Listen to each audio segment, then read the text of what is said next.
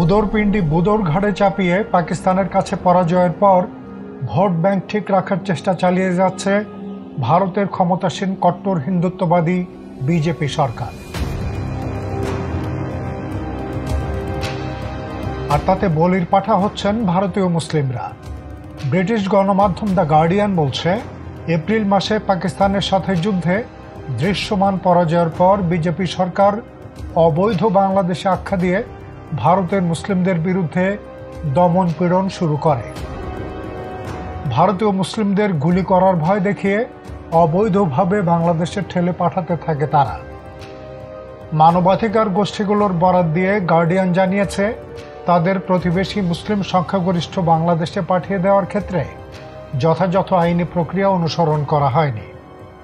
আইনজীবী এবং নির্বাসিতদের বিবরণ অনুসারে অবৈধভাবে নির্বাসিত ব্যক্তিদের মধ্যে ভারতীয় নাগরিকরাও রয়েছেন, যারা পুশিন করার বিরুদ্ধে প্রতিরোধের চেষ্টা করেছিল।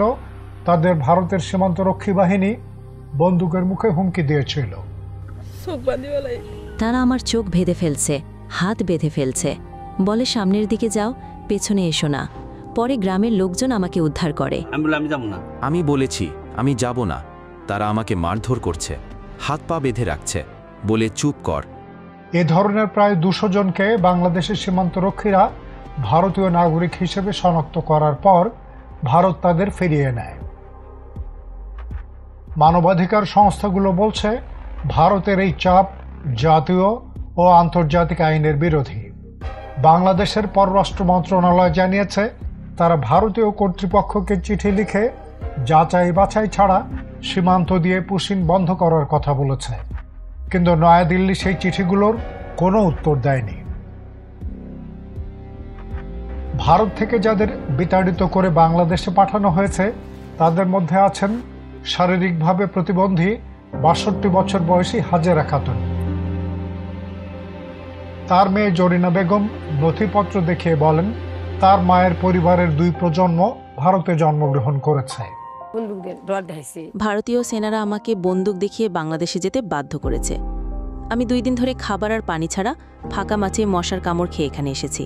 শারীরিক প্রতিবন্ধী হাজেরা খাতুনকে আটক, পাশবিক আচরণ এবং ভারতের সীমান্তরক্ষী বাহিনী বিএসএফ বন্দুক দেখিয়ে তাদের কিভাবে বাংলাদেশে প্রবেশে বাধ্য করে তার বিবরণও তুলে ধরেছে গার্ডিয়ান পত্রিকা।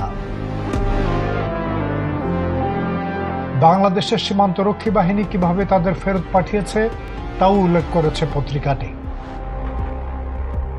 তবে তাদের সকলেই ভারতে ফিরে যেতে পারেননি। বাংলাদেশে আটকে থাকাদের মধ্যে রয়েছেন আসামের 67 বছর বয়সী মালেকা বেগম।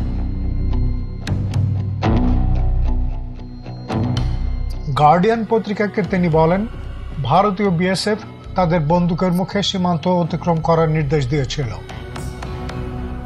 মালেকা বেগমের ছেলে ইমরান আলী জানান, তার মা যে ভারতে জন্মগ্রহণ করেছেন তার সব নথিপত্র আছে। তাকে বাংলাদেশে নির্বাসন দেওয়াটা সম্পূর্ণ অবৈধ। এসব বিষয়ে আসাম পুলিশ এবং বিএসএফকে বারবার মন্তব্যের জন্য অনুরোধ করলেও তারা দ্য গার্ডিয়ানের অনুরোধে কোনো সাড়া দেয়নি। 11 বছর ধরে ক্ষমতায় থাকা বিজেপি সরকারের বিরুদ্ধে হিন্দু জাতীয়তাবাদী এজেন্ডার অংশ হিসেবে ভারতের 20 কোটি মুসলিমকে নির্যাতন, হয়রানি এবং ভোটাধিকার থেকে বঞ্চিত করার অভিযোগ এনেছে দ্য গার্ডিয়ান, যদিও সে অভিযোগ অস্বীকার করেছে বিজেপি।